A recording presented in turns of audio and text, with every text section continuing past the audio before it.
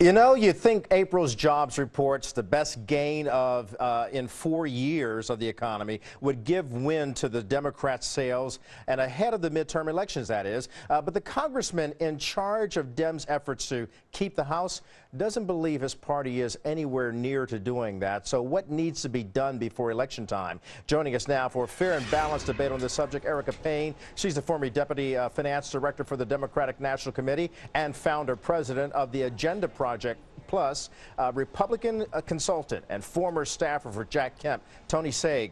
Thanks for joining us today. Tony, let me begin with you here because you're from the Republican side of the aisle and you're looking at Democrats. Why is this becoming such a boondoggle for the Democrats right now? And it seems to be a prize catch, the midterm elections, that is, for Republicans.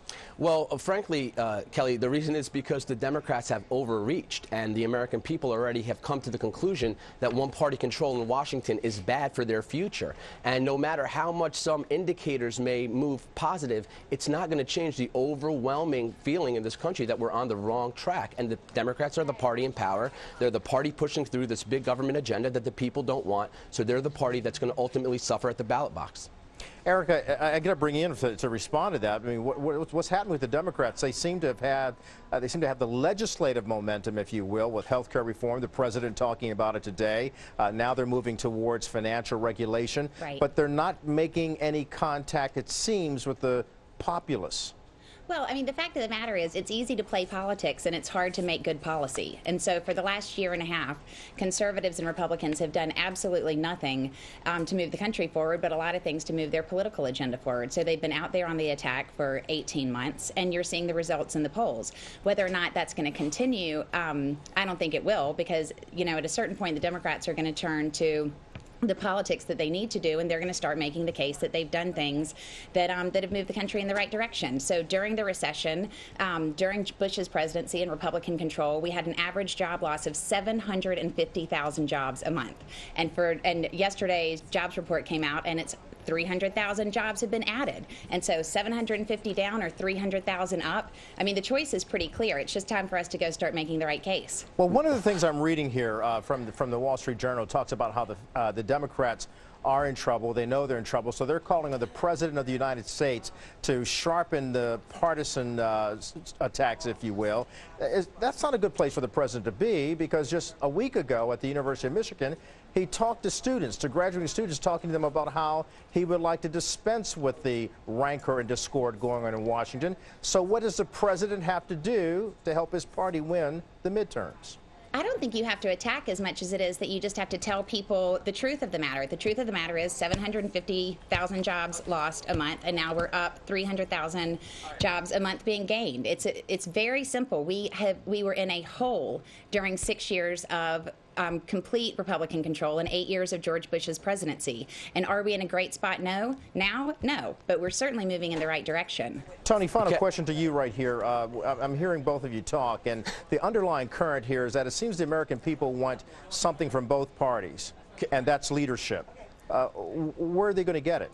Kelly, first I have to address this. No one believes that these job growth numbers are really that great an indicator. We're still at 10% unemployment in the country, in high double digits when you consider the underemployed. We have 25% of our GDP that is being stimulated by government spending. That is a terrible ratio. That's almost the ratio that you have in countries like Greece, for example, or in Western Europe. So what I think the people really want now is a stopping of this massive expansion, and they're not going to get it on the Democratic side. Stu Rothenberg, hold on a second, said 79 seats that are up, that are really being contested in this congressional race are basically the targets. 68 are held by Democrats. Democrats are in serious trouble, and it's just a matter of, is this going to be a cataclysmic loss or a manageable loss? 45 seats versus 65 seats. That's what this election really is about. Point duly noted by both of you, but again, the bottom line here, we've got trouble on the economic front still.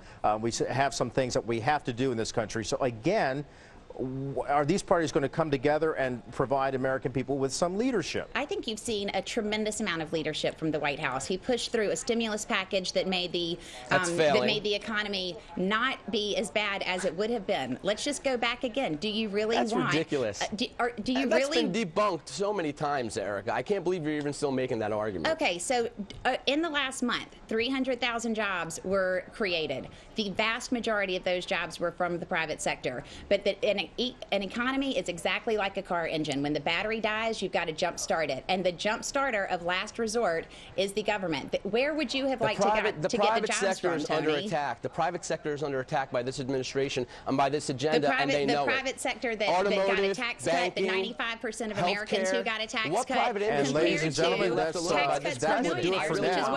As they continue to talk, you're listening to Tony Saig, as well as Erica Payne. And again, we see just how feisty the midterm elections are going to prove to be between Democrats and Republicans. But again, the question is, Jamie, where's the leadership coming from? We'll wait and see. Thank you both.